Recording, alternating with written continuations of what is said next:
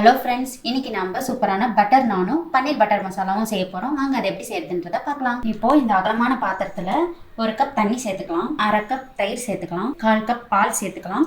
இது வந்து காய்ச்சி ஆற வச்ச பாலாக சேர்த்துக்கோங்க. இப்போ 2 tablespoon powdered sugar add பண்ணிக்கலாம், 1 டேபிள் ஸ்பூன் எண்ணெய் சேர்த்துக்கலாம். விஸ்க் வச்சு மிக்ஸ் பண்ணிக்கலாம். இப்போ நல்லா மிக்ஸ் பண்ணியாச்சு. இது கூடவே 2 கப் மைதா சேர்த்துக்கலாம், 1 கப் கோதுமை மாவு சேர்த்துக்கலாம், 1 ஸ்பூன் பேக்கிங் பவுடர் ஆட் பண்ணிக்கலாம், 1/4 ஸ்பூன் பேக்கிங் சோடா ஆட் பண்ணிக்கலாம், பிஞ்ச் சால்ட் ஆட் பண்ணிக்கலாம். இப்போ நல்லா மிக்ஸ் பண்ணிக்கலாம். இப்போ நல்லா இந்த மாவை அழுத்தி பிசைச்சிக்கோங்க. எந்த அளவுக்கு அழுத்தம் கொடுத்து பிசைகிறோமோ அந்த அளவுக்கு நமக்கு மாவு நல்லாவே சாஃப்ட்னஸ் கொடுக்கும். இப்போ இந்த பதத்துக்கு மாவை சாஃப்டாக பிசைஞ்சாச்சு.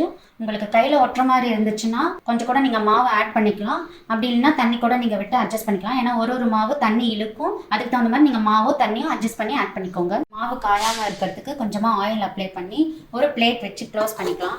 இதை ஒரு 1 ஹவருக்கு அப்படியே ரெஸ்ட்டில் விட்டுறலாம். இப்போ நம்ம பன்னீர் பட்டர் மசாலா செய்ய ஸ்டார்ட் பண்ணிடலாம். இதுக்காக நான் ஒரு பவுலில் கட் பண்ணி வச்சுருக்க பன்னீர் எடுத்துக்கிறேன்.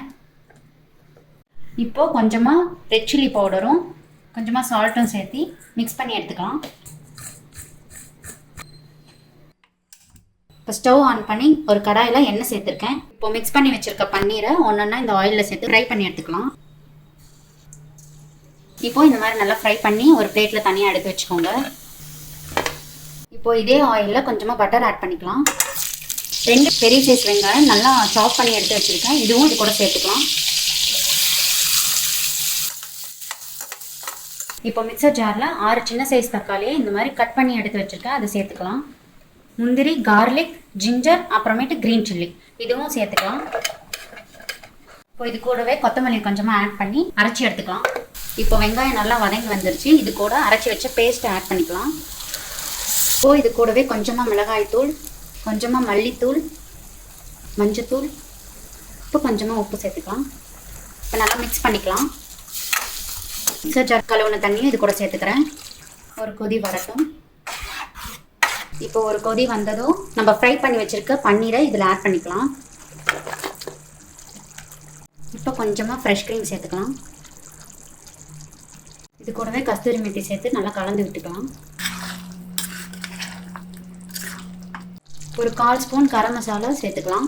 இது கூடவே கொத்தமல்லி ஆட் பண்ணி மறுபடியும் ஒரு வாட்டி கலந்து விட்டுக்கோங்க. அவ்வளோதாங்க, நம்ம பன்னீர் பட்டர் மசாலா ரெடி ஆயிடுச்சு. சூப்பராகவே ரெடி ஆயிருக்கு. நல்ல ஸ்மெல் நல்லா இருக்குது. ஓகே, இப்போ நம்ம நான் செய்ய ஆரம்பிச்சிடலாம். இப்போ மாவு 1 hour ஊறினதில் நல்லா சாஃப்ட் ஆகிடுச்சு. இப்போ உங்களுக்கு எந்த சைஸில் வேணுமோ உருட்டி எடுத்துக்கோங்க. மாவு தேய்க்கும் போது ஒட்டாமல் இருக்க கொஞ்சமாக மைதாவை ஸ்ப்ரெட் பண்ணிக்கோங்க. இப்போ உருட்டி வச்ச மாவை கொஞ்சம் திக்காக இருக்கிற மாதிரி ரோல் பண்ணிட்டு அதுக்கும் மேலே எள்ளு, கொத்தமல்லி தூவி நல்லா ப்ரெஸ் பண்ணி ரோல் பண்ணிக்கோங்க. இப்போ இந்த தோசை தவா கொஞ்சம் ப்ரீ ஹீட் பண்ணிக்கலாம். இப்போ நம்ம ரோல் பண்ணி வச்ச நான் எடுத்து பின்பக்கமாக திருப்பி கையில் கொஞ்சம் தண்ணி எடுத்து எல்லா சைடும் அப்ளை பண்ணி விட்டுருங்க. இப்போ மெதுவாக தவாவில் வச்சு லைட்டாக ப்ரெஸ் பண்ணிக்கோங்க. இப்போ நம்ம தோசை கரண்டி யூஸ் பண்ணாமல் தவாவை திருப்பி இந்த மாதிரி ஹீட்டில் காமிச்சு ஈவனாக குக் பண்ணிக்கலாம். நான் குக் ஆனதுக்கப்புறம் ஃபைனலாக பட்டரை மெல்ட் பண்ணி அப்ளை பண்ணிக்கோங்க. அவ்வளோதாங்க, நம்மளோட பட்டர் நான் அண்ட் பன்னீர் பட்டர் மசாலா சூப்பராக ரெடி ஆகிடுச்சு. மறக்காமல் நீங்களும் ட்ரை பண்ணி பார்த்துட்டு உங்கள் ஃப்ரெண்ட்ஸ் அண்ட் ஃபேமிலிஸ்க்கு ஷேர் பண்ணுங்கள். Thank you so much.